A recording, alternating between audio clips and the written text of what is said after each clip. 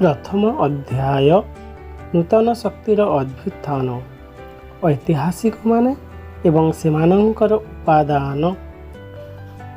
जेकोसी समयर इतिहास रचना करने उपादान आवश्यक। ऐतिहासिक उपादान को विश्लेषण करी इतिहास रचना करा जाए। मध्ययुगीय भारतर इतिहास रचना करने बहु उपादान रही सेगुड़िक निम्न मते आम आलोचना करवा। सुल्तान मामुद शासन संपर्क में फिरदोसी शाहनामा सूचना प्रदान करें। मिनहाज उद्दीन सिराजों तबाकत इ नासिरी मोहम्मद घोरी विषय जानी होता है। यह व्यतीत अमीर खुसरू तुगलकनामा मोहम्मद बिन तुगलक कार्यकलाप संपर्क में वर्णना करें।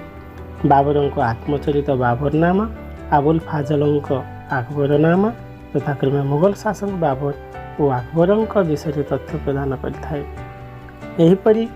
भाव मध्ययुगीय रचित बहु पुस्तक से समय विभिन्न शासक संपर्क में तथ्य प्रदान करें। अमीर खुसरू यह व्यतीत अमीर खुसरू खाजाइन उलुफुतु अलाउद्दीन खिलजी राज्यजय संपर्क में वर्णना करें। फिरोज शाह तुगलक संपर्क में अफीफ का तारीख इ फिरोज शाही पुस्तक अनेक सूचना देता है। सेहीपरि हुमायून भौणी गुलबदन बेग हुमायून नामारे हुमायून विषय अनेक कथा आलोचना करछन्ति। अनायत खां शाहजहां नामारू मुगल सम्राट शाहजहां संपर्क में अनेक तथ्य मिलता है। बाबर नामा रो अन्य नाम तुजुक इ बाबरी मध्य। सेहीपरि जीवक ग्रंथरे थिबा दोहारू कबीर धर्मवाणी संबंध में जानी होता है एवं श्री चैतन्य चैतन्य चरित्रामृत नाम पुस्तक जानी होता है। कृष्णदेव रायकर अमुक्त मालव्य पुस्तक विजयनगर राज्य एवं यार शासन विषय जना पड़ी था। गोवारे थिबा सेंट जाभियर्स चर्च नथिरू भारतर पोर्तुगीज मानकर कार्यकलाप संपर्क में सूचना मिले। कलिकतारे थिबा दुर्ग फोर्ट विलियम नथिरू भारत इंग्रेज मानकर प्राथमिक कार्यकलाप विषय जानी होता है। मध्ययुग छापाखाना नथिला, तेणु पांडुलिपि गुड़िक मुद्रित हो पारु नथिला। जड़े लेखकर पांडुलिपि देखि ताहाकु अन्य जने लेखुथिला। लेखा को अनुसरण करी लिखिला बेले अधिकांश अक्षर परिवर्तन हो जाउथिला। बेले बेले अनुकरण करुथिबा व्यक्ति मध्य निज मनरू धाड़िए दुई धाड़ी तथ्य लिखि देउथिला। एही ऐतिहासिक प्रमाद वर्तमान पर्यंत मध्य दूरीभूत हो पारि नाही। फल अधिकांश लेखक कवि एवं ऐतिहासिक मानकर मूललेखा हस्तगत हो पारि नाही। तथापि मिलिथिबा ग्रंथ को आधार करी इतिहास लेखा हेउअछि। विभिन्न ग्रंथ तथा नथी अभिलेखागार संगृहीत हो रही थाए। ऐतिहासिक माने सेगुड़िक पढ़ी विभिन्न समय इतिहास रचना करथांती। एहा परे देखिबा तुर्क मानकर आक्रमण। दशम शताब्दी भारतर राजनैतिक अवस्था अस्थिर थिला। विभिन्न राजवंशर राजा माने परस्पर मध्य युद्ध एवं कलह लिप्त थिले। यार सुजोग नहीं उत्तर पश्चिम तुर्क माने भारत को आक्रमण करथिले। तन्मध्य प्रथम थिले गजनी सुल्तान मामूद। दशम शताब्दी अफगानिस्तान रे आलपगीन गजनी नामक एक क्षुद्र राज्य स्थापन करथिले। 977 ख्रीष्टाब्द साबुक्तिगीन यार शासनकर्ता होइथिले। तांको मृत्यु पर सुल्तान मामूद 997 ख्रीष्टाब्द सिंहासन आक्रमण करथिले। गजनी को एक शक्तिशाली राज्य परिणत करने स्वप्न देखिले। मध्य एशिया जय कर एक विशाल साम्राज्य सृष्टि कर कल्पना मन में से एक विराट सैन्य बाहिनी गठन कर भारतर घन अरण्य से हजारी ख्रीष्टाब्द 1037 ख्रीष्टाब्द मध्य भारत आक्रमण कर पंजाब मुल्तान आदि अधिकार कर निज वीरत्वर परिचय प्रदान करथिले। से पंजाब को निज साम्राज्य में मिसाई देथिले। 1025 ख्रीष्टाब्द मामूद गुजरात प्रसिद्ध सोमनाथ मंदिर लुंठन कर बहु धनरत्न भारत को गजनी को नहीं जाइथिले। हिंदू मंदिर ध्वंस एवं लुंठन कर इस्लाम धर्मर गौरव रक्षा करने से चेष्टित थिले। 1030 ଖ୍ରୀଷ୍ଟାବ୍ଦରେ ସୁଲତାନ ମାମୁଦ ମୃତ୍ୟୁବରଣ କଲେ। ସମଗ୍ର ଉତ୍ତର ଭାରତ ଏକ ଆକ୍ରମଣକାରୀ ଏବଂ ଲୁଣ୍ଠନକାରୀ କବଳରୁ ମୁକ୍ତ ହେଲା। ମାମୁଦ କିନ୍ତୁ ଗଜନୀର ବହୁ ଉନ୍ନତି ସାଧନ କରିଥିଲେ।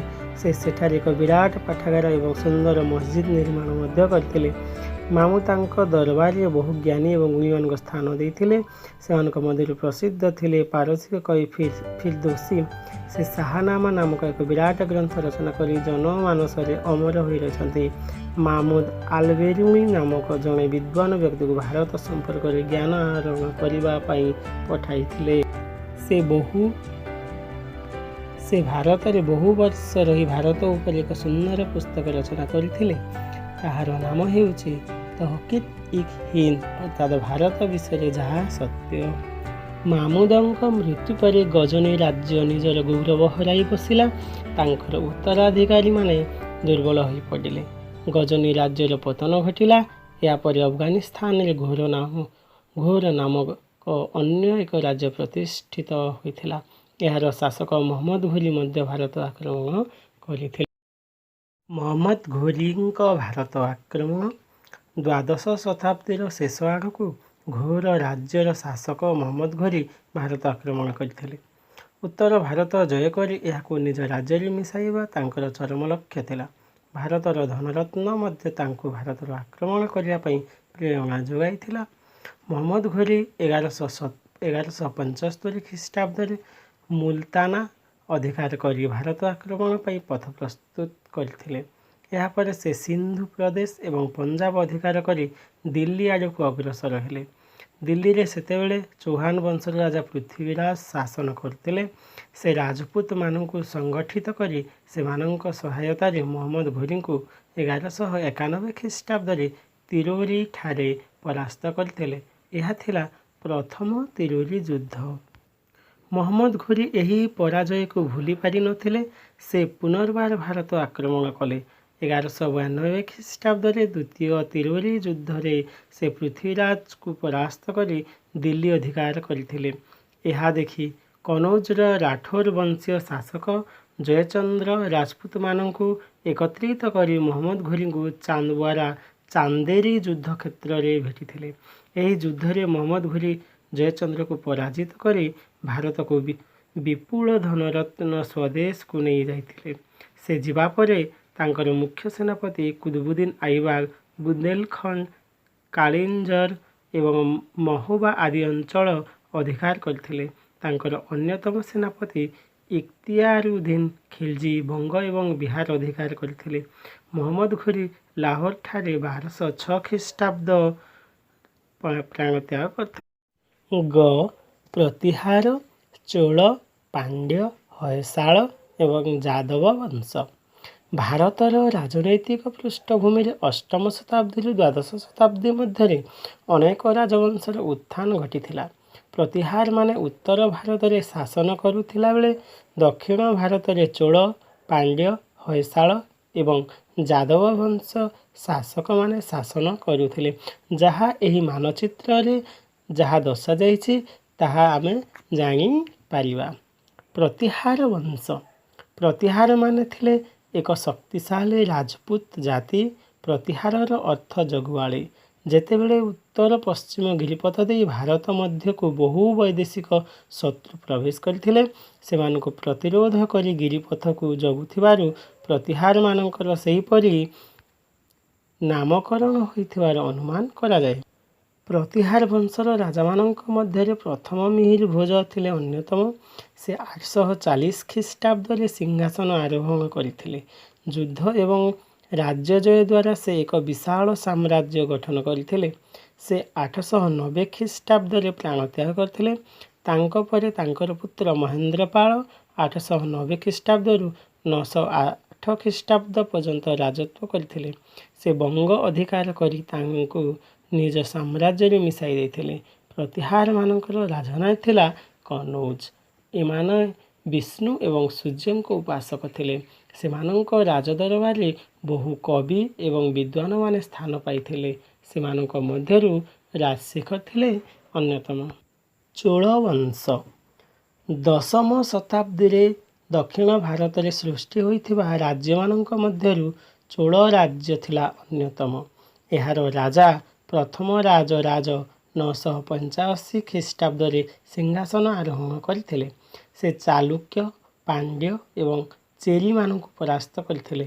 ସେ ମଧ୍ୟ ବେଙ୍ଗୀ, ବର୍ତ୍ତମାନ ଆନ୍ଧ୍ରପ୍ରଦେଶର ଉପକୂଳବର୍ତ୍ତୀ ଅଞ୍ଚଳ ଅଧିକାର କରିଥିଲେ। ଚେରିମାନଙ୍କୁ ପରାସ୍ତ କରି ସେ ତାଙ୍କଠାରୁ ଏକ ବିଶାଳ ନୌବାହିନୀ ଛଡ଼ାଇ ଆଣିଥିଲେ। ବିଭିନ୍ନ ରାଜ୍ୟ ଜୟ କରି ସେ ଏକ ବିଶାଳ ସାମ୍ରାଜ୍ୟ ସୃଷ୍ଟି କରିଥିଲେ।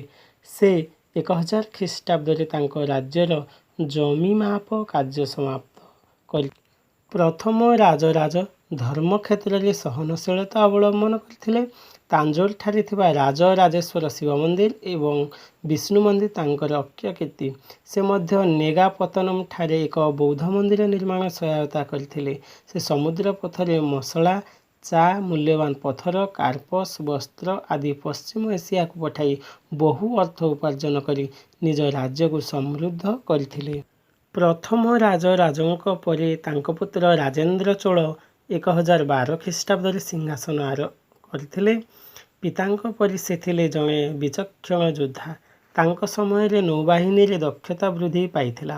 ସେ ପଲ୍ଲବ ଏବଂ ଗଙ୍ଗମାନଙ୍କୁ ପରାସ୍ତ କରିବା ସହିତ ଓଡ଼ିଶା ମଧ୍ୟ ଦେଇ ସୈନ୍ୟ ଚାଳନା କରି ଗଙ୍ଗା ନଦୀ କୂଳରେ ପାଲମାନଙ୍କୁ ପରାସ୍ତ କରିଥିଲେ। ସେ ନିଜ ସୁଦୃଢ଼ ନୌବାହିନୀ ସାହାଯ୍ୟରେ ସିଂହଳ ଅଧିକାର କରିଥିଲେ। ସେ ମଧ୍ୟ ଦକ୍ଷିଣ ପୂର୍ବ ଏସିଆର କେତେକ ରାଜ୍ୟ ଜୟ କରିଥିଲେ। ଏହାଦ୍ୱାରା ଏକ ବିଶାଳ ଚୋଳ ସାମ୍ରାଜ୍ୟ ଗଠି ହୋଇଥିଲା। ରାଜେନ୍ଦ୍ର ଚୋଳ ଥିଲେ ଜଣେ ଜନମଙ୍ଗଳକାରୀ ରାଜା। କୃଷିର ଉନ୍ନତି ପାଇଁ ସେ ବହୁ କେନାଲ ଏବଂ ହ୍ରଦ ଖନନ କରିଥିଲେ। ତାଙ୍କ ଆଦେଶ ଚୋଳ ରାଜ୍ୟର ବହୁ ଦେବାଦେବୀ, ରାଜା ଓ ରାଣୀଙ୍କ ସୁନ୍ଦର ସୁନ୍ଦର ମୂର୍ତ୍ତି ନିର୍ମାଣ କରାଯାଇଥିଲା। ବର୍ତ୍ତମାନ ଦେଖାଯାଉଥିବା ନଟରାଜ ମୂର୍ତ୍ତି ଏହା ତାଙ୍କର ଏକ ଅକ୍ଷୟ କୀର୍ତ୍ତି ଅଟେ। ଚୋଳମାନଙ୍କ ଦ୍ୱାରା ନିର୍ମିତ ମନ୍ଦିରଗୁଡ଼ିକ ଥିଲା ଜନବସତିର କେନ୍ଦ୍ରବିନ୍ଦୁ। ଏହି ମନ୍ଦିରଗୁଡ଼ିକ ଚାରି ପାଖରେ ଜନବସତି ଗଢ଼ି ଉଠିଥିଲା। ମନ୍ଦିରଗୁଡ଼ିକ ଅଧୀନରେ ବହୁ ଜମି ରହିଥିଲା। ମନ୍ଦିରର ପୂଜକ, ମାଳାକାର, ପାଚକ, ବାଦ୍ୟ ବାଦକ, ନୃତ୍ୟ ପରିବେଷଣକାରୀମାନେ ମନ୍ଦିର ପାଖ ବସତିରେ ଅବସ୍ଥାନ କରୁଥିଲେ। ସମୟକ୍ରମେ ଚୋଳମାନଙ୍କ ଦ୍ୱାରା ନିର୍ମିତ ମନ୍ଦିରଗୁଡ଼ିକ ସାମାଜିକ, ଅର୍ଥନୈତିକ ଏବଂ ସାଂସ୍କୃତିକ ଜୀବନର କେନ୍ଦ୍ରବିନ୍ଦୁ ରୂପେ ପରିଗଣିତ ହୋଇଥିଲା। ଚୋଳମାନେ କୃଷି ଏବଂ ଜଳସେଚନ ଉପରେ ଗୁରୁତ୍ୱ ଦେଉଥିଲେ। କାବେରୀ ନଦୀରୁ କେନାଲ ମାଧ୍ୟମରେ ଜଳସେଚନ ବ୍ୟବସ୍ଥା କରାଯାଇଥିଲା। ହ୍ରଦ ଏବଂ ପୁଷ୍କରିଣୀ ଖନନ କରି ଏହା ମାଧ୍ୟମରେ ଜଳସେଚନ ବ୍ୟବସ୍ଥା କରାଯାଉଥିଲା। ଉନ୍ନତି କୃଷି ଫଳରେ ଚୋଳମାନଙ୍କର ରାଜ୍ୟ ଶସ୍ୟଶ୍ୟାମଳ ହୋଇପାରିଥିଲା। ଚୋଳ ରାଜାମାନେ ବ୍ରାହ୍ମଣମାନଙ୍କୁ ଜମି ଦାନ କରୁଥିଲେ। ବ୍ରାହ୍ମଣମାନେ ବାସ କରୁଥିବା ଗ୍ରାମଗୁଡ଼ିକୁ ବ୍ରହ୍ମାଦେୟ କୁହାଯାଉଥିଲା। ପ୍ରତ୍ୟେକ ବ୍ରହ୍ମାଦେୟର ଶାସନ ବ୍ରାହ୍ମଣମାନଙ୍କୁ ନେଇ ଗଠିତ ସଭା ଦ୍ୱାରା ପରିଚାଳିତ ହେଉଥିଲା। ସଭା ବିଭିନ୍ନ କମିଟି ବା ଭାରିୟମ୍ର ସଦସ୍ୟମାନଙ୍କୁ ନିର୍ବାଚିତ କରି ସେମାନଙ୍କ ସାହାଯ୍ୟରେ ଗ୍ରାମର ବଗିଚା, ପୋଖରୀ, ଜଳସେଚନ, ମନ୍ଦିର ଆଦିର ଉନ୍ନତିମୂଳକ କାର୍ଯ୍ୟମାନ ତଦାରଖ କରୁଥିଲା। ପାଣ୍ଡ୍ୟ ବଂଶ ମଧ୍ୟଯୁଗରେ ପାଣ୍ଡ୍ୟ ବଂଶ ଦକ୍ଷିଣ ଭାରତରେ ପ୍ରାଧାନ୍ୟ ଲାଭ କରିଥିଲା। ପାଣ୍ଡ୍ୟ ରାଜାମାନଙ୍କ ମଧ୍ୟରେ ପ୍ରଥମ ଜଟାବର୍ମନ ସୁନ୍ଦର ପାଣ୍ଡ୍ୟ 1251 ଖ୍ରୀଷ୍ଟାବ୍ଦରୁ 1268 ଖ୍ରୀଷ୍ଟାବ୍ଦରେ ଥିଲେ ଶକ୍ତିଶାଳୀ। ସେ ଚେର, ହୟଶାଳ, ଚୋଳ, କାଡଭ ଏବଂ ସିଂହଳୀମାନଙ୍କର ପରାଜିତ କରିଥିଲେ। ସେ ମହାରାଜାଧିରାଜ ଶ୍ରୀ ପରମେଶ୍ୱର ଉପାଧିରେ ଭୂଷିତ ହୋଇଥିଲେ। ତାଙ୍କ ପରେ ମାରବର୍ମନ କୁଳଶେଖର ପାଣ୍ଡ୍ୟ 1268 ଖ୍ରୀଷ୍ଟାବ୍ଦରୁ 1310 ଖ୍ରୀଷ୍ଟାବ୍ଦ ଶାସନ କରିଥିଲେ। ସେ ତୃତୀୟ ରାଜେନ୍ଦ୍ର ଚୋଳ ଏବଂ ରାମନାଥ ହୟଶାଳଙ୍କୁ ପରାଜିତ କରି ସେମାନଙ୍କ ରାଜ୍ୟ ଅଧିକାର କରିଥିଲେ। ତାଙ୍କ ସମୟରେ ପରିବ୍ରାଜକ ମାର୍କୋପାଳୋ ଭାରତ ଭ୍ରମଣରେ ଆସିଥିଲେ। କୁଳଶେଖରଙ୍କ ପରେ ତାଙ୍କର ଉତ୍ତରାଧିକାରୀମାନେ ଦୁର୍ବଳ ହୋଇପଡ଼ିଲେ। ମୁସଲମାନମାନଙ୍କର ଆକ୍ରମଣ ଫଳରେ ଚତୁର୍ଦ୍ଦଶ ଶତାବ୍ଦୀ ପ୍ରଥମ ଭାଗରେ ପାଣ୍ଡ୍ୟମାନଙ୍କର ପତନ ଘଟିଥିଲା। ପାଣ୍ଡ୍ୟ ରାଜ୍ୟର ରାଜଧାନୀ ଥିଲା ମଦୁରା, ବର୍ତ୍ତମାନ ତାମିଲନାଡୁର ମଦୁରାଇ ସହର। କୟଲ ଥିଲା ତାଙ୍କର ରାଜ୍ୟର ବୃହତ୍ତମ ବନ୍ଦର। ଆରବ ସାଗର ଏବଂ ଚୀନରୁ ବହୁତ ଜାହାଜ ଏଠାକୁ ଆସୁଥିଲା। ଏହାଦ୍ୱାରା ବହୁ ବୈଦେଶିକ ଶକ୍ତି ସହିତ ପାଣ୍ଡ୍ୟ ରାଜ୍ୟର ବାଣିଜ୍ୟିକ ସମ୍ପର୍କ ରହିଥିଲା। ପାଣ୍ଡ୍ୟ ରାଜ୍ୟର ଲୋକମାନେ ପ୍ରାୟ ହିନ୍ଦୁ ଧର୍ମ ଗ୍ରହଣ କରିଥିଲେ। ସେହି ରାଜ୍ୟରେ ଜୈନମାନଙ୍କର ସଂଖ୍ୟା ଖୁବ୍ କମ୍ ଥିଲା। ବୌଦ୍ଧ ଧର୍ମର ସତ୍ତା ପାଣ୍ଡ୍ୟ ରାଜ୍ୟରେ ନଥିଲା। ନୌବାଣିଜ୍ୟ ତଥା ବୀରତ୍ୱ ପାଇଁ ପାଣ୍ଡ୍ୟମାନେ ସ୍ମରଣୀୟ ହୋଇପାରିଛନ୍ତି। ହୟଶାଳ ବଂଶ ହୟଶାଳ ବଂଶ ଆଧୁନିକ ମହୀଶୂର ଠାରେ ରାଜ୍ୟ ଶାସନ କରୁଥିଲେ। ଏହି ବଂଶର ରାଜାମାନଙ୍କ ମଧ୍ୟରେ ବିଟିଗ ବା ବିଷ୍ଣୁବର୍ଦ୍ଧନ ଥିଲେ ଅନ୍ୟତମ। ସେ ଦ୍ୱାର ସମୁଦ୍ରଠାରେ ରାଜଧାନୀ ସ୍ଥାପନ କରିଥିଲେ। ସେ ବୈଷ୍ଣବ ଧର୍ମାବଲମ୍ବୀ ଥିଲେ। ଦ୍ୱିତୀୟ ବୀରବଲ୍ଲାଳ ଏହି ବଂଶର ଅନ୍ୟତମ ନରପତି ଥିଲେ। ସେ ଚାଲୁକ୍ୟ ଏବଂ ଯାଦବମାନଙ୍କ ସହିତ ଯୁଦ୍ଧ କରି ନିଜ ରାଜ୍ୟକୁ ରକ୍ଷା କରିବା ପାଇଁ ସମର୍ଥ ହୋଇଥିଲେ। ତୃତୀୟ ବୀରବଲ୍ଲାଳ ଥିଲେ ଏହି ବଂଶର ଶେଷ ରାଜା। ଚତୁର୍ଦ୍ଦଶ ଶତାବ୍ଦୀର ମଧ୍ୟଭାଗରେ ମୁସଲମାନ ଆକ୍ରମଣ ଫଳରେ ହୟସାଳ ବଂଶର ପତନ ଘଟିଥିଲା। ଯାଦବ ବଂଶ କଲ୍ୟାଣୀରେ ରାଜୁତି କରୁଥିବା ଚାଲୁକ୍ୟମାନଙ୍କର ପତନ ପରେ ଦକ୍ଷିଣ ଭାରତରେ ଯାଦବ ବଂଶ ଶାସନ ଆରମ୍ଭ ହୋଇଥିଲା। ଯାଦବମାନଙ୍କ ରାଜଧାନୀ ଥିଲା ଦେବଗିରି। ମହାରାଷ୍ଟ୍ରର ଦୌଲତାବାଦ ସହର। ଭିଲ୍ଲିମା ଏବଂ ବଂଶର ଜଣେ ପ୍ରସିଦ୍ଧ ନରପତି ଥିଲେ। ତାଙ୍କର ପୁତ୍ର ଜୈତୁକି ବା ଜୈତ୍ରପାଳ କାକତୀୟମାନଙ୍କୁ ଯୁଦ୍ଧରେ ପରାଜିତ କରିଥିଲେ। ଜୈତ୍ରପାଳଙ୍କ ପରେ ସିଂହତା ଯାଦବ ବଂଶର ରାଜା ହୋଇଥିଲେ। ଯୁଦ୍ଧ ଏବଂ ରାଜ୍ୟ ଜୟ ମାଧ୍ୟମରେ ସେ ଯାଦବ ରାଜ୍ୟକୁ ବିସ୍ତାର କରିଥିଲେ। ରାମଚନ୍ଦ୍ର ଦେବ ଥିଲେ ଏବଂ ବଂଶର ଜଣେ ଶକ୍ତିଶାଳୀ ରାଜା। ତାଙ୍କ ସମୟରେ ଦିଲ୍ଲୀର ସୁଲତାନ ଆଲାଉଦ୍ଦିନ ଖିଲଜୀ ଦେବଗିରି ଆକ୍ରମଣ କରି ବହୁ ଧନରତ୍ନ ଲୁଣ୍ଠନ କରି ନେଇ ଯାଇଥିଲେ। ରାମଚନ୍ଦ୍ର ଦେବଙ୍କର ଶଙ୍କର ଦେବ ଏବଂ ହରପାଲ ଦେବ ଶାସନ କରିଥିଲେ। ଚତୁର୍ଦ୍ଦଶ ଶତାବ୍ଦୀର ପ୍ରଥମ ଭାଗରେ ମୁସଲମାନ ଆକ୍ରମଣ ଫଳରେ ଯାଦବ ବଂଶର ପତନ ଘଟିଥିଲା।